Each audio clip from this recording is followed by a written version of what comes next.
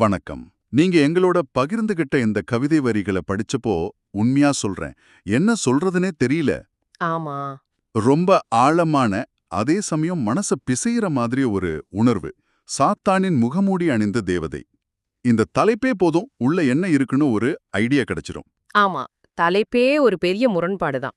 பொதுவா நாம தேவதைகள ஒரு மாதிரியும், சாத்தான வேறொரு மாதிரியும் கற்பனை பண்ணி வச்சிருப்போம். கரெக்ட்.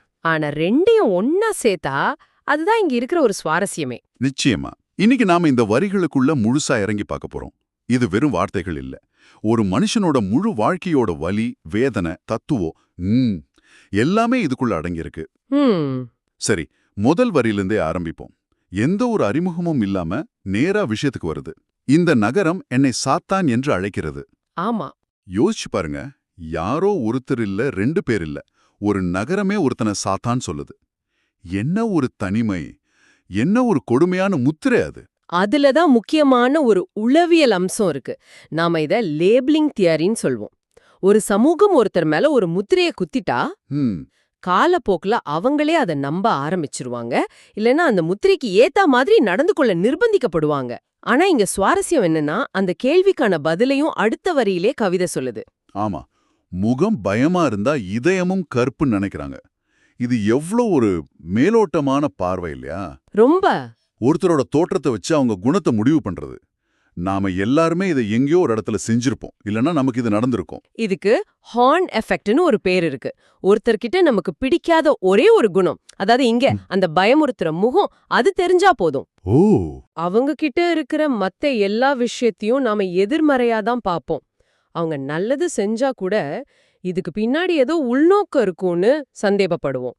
இந்த ஒரு வரியில ஒரு பெரிய சமூக உளவியல் சிக்கலை தோலுரிச்சு காட்டுறாங்க. அதான் இங்க இருக்கிற பெரிய முரண்பாடே இல்லையா? வெளியில பார்க்க ஒரு மாதிரி, ஆனா உள்ளுக்குள்ள அந்த உண்மையான குணம் என்னன்னு கவிதையிலேயே ஒரு காட்சி வருது. அதுதான் என்னை ரொம்ப பாதிச்சது. எந்த காட்சி? ஒரு பசியான குழந்தை என் கையில உணவு வாங்கும்போது அவங்க பயம் மறந்து சிரிக்கிறாங்க. இந்த ஒரு காட்சி போதாதா? மிக முக்கியமான காட்சி அது. ஏன்னா குழந்தைங்க பெரியவங்கள மாதிரி முன்முடிவுகளோட பார்க்காது. சரிதான். அவங்களுக்கு உள்நுணர்வு அதிகம். ஒரு நகரமே பார்த்து பயப்படுற ஒருத்தர்கிட்ட இருந்து ஒரு குழந்தை சிரிச்சுக்கிட்டே சாப்பாடு வாங்குதுன்னா, அந்த குழந்தையின் உள்ளுணர்வு எதை அடையாளம் கண்டிருக்கும்? அந்த முகமுடிக்குள்ள இருக்கிற உண்மையான மனிதத்தை. கரெக்ட். அந்த குழந்தையோட சிரிப்பு இந்த நகரத்தோட தீர்ப்புக்கு எதிரான ஒரு சக்தி வாய்ந்த சாட்சியம். வாவ், நீங்க சொல்றது சரிதான்.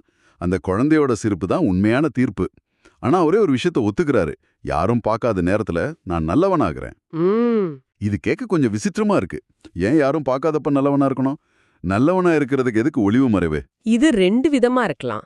ஒன்னு, அவர் உண்மையிலே நல்லவர், ஆனா இந்த சமூகம் அவரை கெட்டவரா பாக்குறதுனால அந்த அடையாளத்தை அவர் பொதுவெளியில போட்டுக்க வேண்டியிருக்கு. ஓ, இன்னொன்னு, இது ஒரு கசப்பான உண்மைய சொல்லுது. அவரே சொல்றாருல்ல, உலகத்துக்கு நல்லவன் தேவையில்ல, நடிக்க தெரிஞ்ச நல்லவன் தான் பிடிக்கும். இந்த வரி சௌக்கடி மாதிரி இருக்கேன். ஆமா. அதாவது உண்மையா, நேர்மையா, கொஞ்சம் முரட்டுத்தனமா இருக்கிற நல்லவனை விட இனிப்பா பேசி காரியத்தை சாதிக்கிற ஆனா உள்ளுக்குள்ள கெட்ட எண்ணம் கொண்ட ஒருத்தரை தான் இந்த உலகம் கொண்டாடுதுன்னு அவர் நம்புறாரு. இது எந்த அளவுக்கு உண்மை? பல நேரங்கள்ல இது உண்மைதான் தான் சொல்லணும்.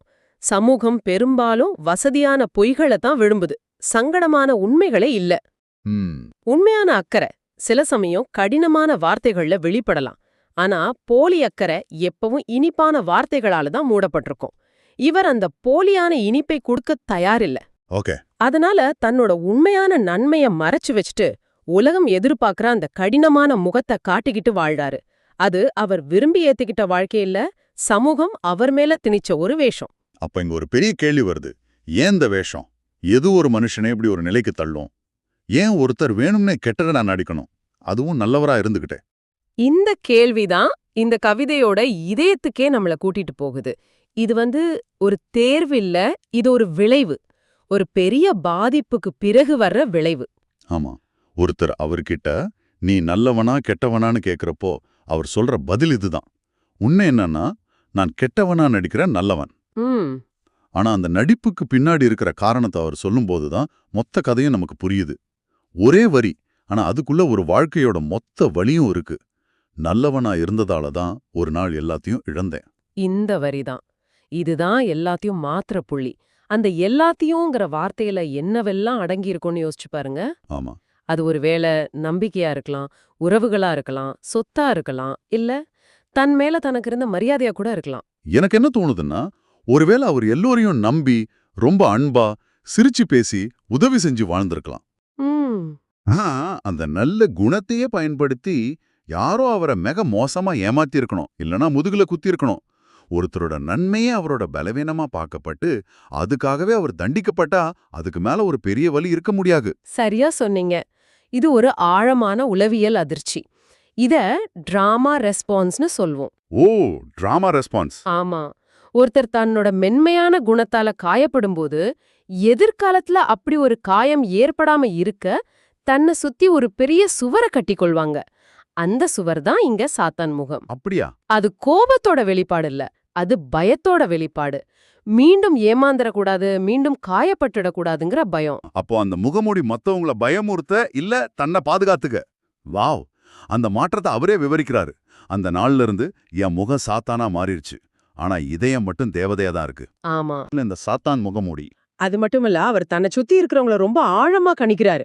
ஒருத்தர் தன்னை பார்த்து பயப்படுறாங்கன்னா அது எதுக்குன்னு அவருக்கு தெரியும். என்ன சொல்றாரு? நீ பயப்படல, என் முகத்துக்கு இல்ல, என் அமைதிக்கு தான் பயப்படுற அப்படின்னு சொல்றாரு.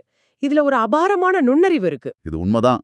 சத்தம் போடுறவனை விட அமைதியா இருக்கிறவங்க கிட்ட தான் அதிக ஆபத்து இருக்கும்னு சொல்லுவாங்க. கரெக்ட். ஏன்னா சத்தம் போடுறவனோட எல்லையே நம்ம கணிச்சிடலாம். ஆனா இந்த அமைதி இருக்கே, அது கணிக்க முடியாதது. அடுத்து என்ன செய்வான்னு தெரியாது.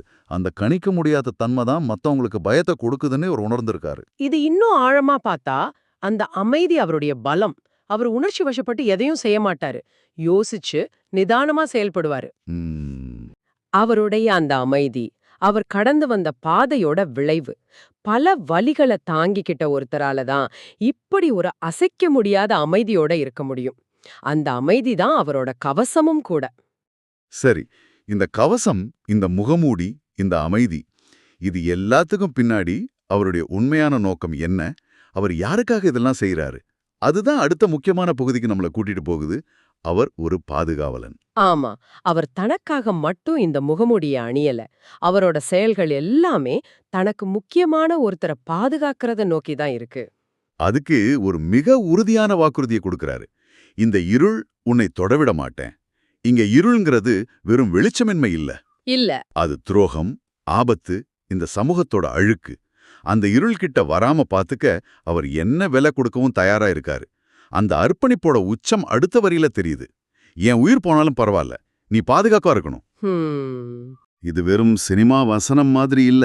இது ஒரு சத்தியம். தன் வாழ்க்கையை விட இன்னொருத்தரோட பாதுகாப்புக்கு முக்கியத்துவம் கொடுக்கிற மனநிலை. ஆனா இதுல ஒரு சுவாரஸ்யமான விஷயம் இருக்கு. அவர் இவ்ளோ பெரிய தியாகம் செஞ்சாலும் அதுக்காக எந்த பட்டத்தையும் எதிர்பார்க்கல. ஆமா, அவர் ஒரு மீட்பர் மாதிரி செயல்பட்டாலும் தன்னை அப்படி அடையாளப்படுத்திக்க விரும்பல. ஆமா, அதுதான் எனக்கும் ஆச்சரியமா இருந்துச்சு. என்ன ஹீரோன்னு சொல்லாத, நான் கடவுளும் இல்ல அப்படின்னு சொல்றாரு. ஏன்? ஒருவேளை ஹீரோ, கடவுள் போன்ற வார்த்தைகள் எல்லாம் அவரை காயப்படுத்தின இந்த சமூகத்தோட வார்த்தைகளா இருக்கலாம். இருக்கலாம். அந்த அமைப்போட எந்த பட்டமும் எனக்கு வேண்டான்னு அவர் நினைக்கலாம். அது ஒரு நல்ல பார்வை. இல்லனா ஹீரோனா எப்பவும் ஜெயிக்கணும், தப்பே பண்ணக்கூடாதுன்னு ஒரு எதிர்பார்ப்பு இருக்கும். ஆனா இவர் தன்னை ஒரு சாதாரண மனுஷனா தான் பாக்குறாரு. நான் ஒரு சாதாரண மனுஷன், என் நோக்கத்துல மட்டும்தான் நான் அசாதாரணமானவன் அப்படின்னு சொல்ற மாதிரி இருக்கு. தன்னை முன்னிலைப்படுத்தாம செயல்ல மட்டும் கவனம் செலுத்துற ஒரு உண்மையான பாதுகாவலனோட மனநிலை இது. இந்த வரியும் பாருங்க. நான் விழுந்தாலும் என் இதயம் நிக்காது. அதாவது உடல் ரீதியா அவரை தோற்கடிக்கலாம், ஆனா அவருடைய நோக்கம், அவருடைய உறுதி என்னைக்கும் அழியாது. ஆமா, அந்த இதயம் தனக்காக துடிக்கல, அந்த பாதுகாப்பிற்காக துடிக்குது. இத பெரிய சித்திரத்தோட இணைச்சு பார்த்தா, உண்மையான வீரம் என்பது புகழிலோ பட்டங்களிலோ இல்ல. அது அமைதியான, உறுதியான செயல்கள்ல இருக்கு. சமுதாயத்தோட அங்கீகாரத்துக்காகவோ பாராட்டுகளுக்காகவோ அவர் எதையும் செய்யல. சரிதான். தன்னோட மனசாட்சிக்கு உண்மையா, தன்னோட இதயத்துக்கு நெருக்கமானவங்களை பாதுகாக்கிறதுக்காக மட்டும்தான் செய்யறாரு. அதுதான் உண்மையான ஹீரோயிசம். ஆஹா, இந்த முழு உரையாடல்லையும் நாம என்ன பார்க்கறோம்னா, சமூகம் தன் மேலோட்டமான பார்வையால சாத்தான்னு முத்திரை குத்தின ஒருத்தர் தன் செயல்களால ஒரு தேவதை மாதிரி வாழ்ந்துகிட்டு இருக்காரு. ஆமா, இந்த முரண்பாடு தான் நம்மள திரும்ப திரும்ப யோசிக்க வைக்குது. இறுதியா அவரே எல்லாருக்கும் ஒரு விளக்கத்தை கொடுக்கறாரு. இவ்ளோ நாள் நீங்க பார்த்தது என் முகத்தை மட்டும்தான், என் வாழ்க்கையே இல்லன்னு சொல்ற மாதிரி இருக்கு. ஆமா, ஒரு வாக்கு மூலம் மாதிரி. இப்போ எல்லாரும் புரிஞ்சுக்கோங்க, சாத்தான் போல தெரிஞ்சவன் தேவதை போல தான் வாழ்ந்தேன். இத்தனை நாளா இருந்த தவறான புரிதல்களுக்கு அவரே ஒரு முற்றுப்புள்ளி வைக்கிறாரு. நான் வாழ்ந்த வாழ்க்கை வேற, நீங்க பார்த்த தோற்றம் வேறன்னு அடிச்சு சொல்றாரு. கடைசியில இந்த கவிதை 2 வகையான தீர்ப்புகளை பத்தி பேசுது.